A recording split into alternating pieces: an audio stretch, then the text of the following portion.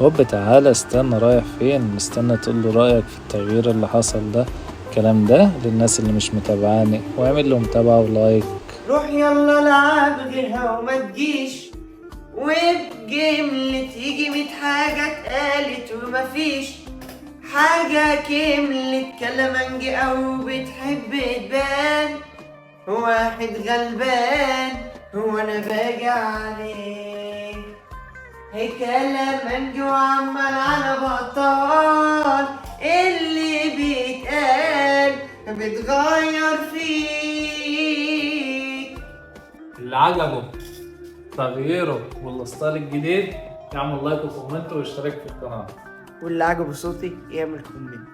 حبايبي واخواتي.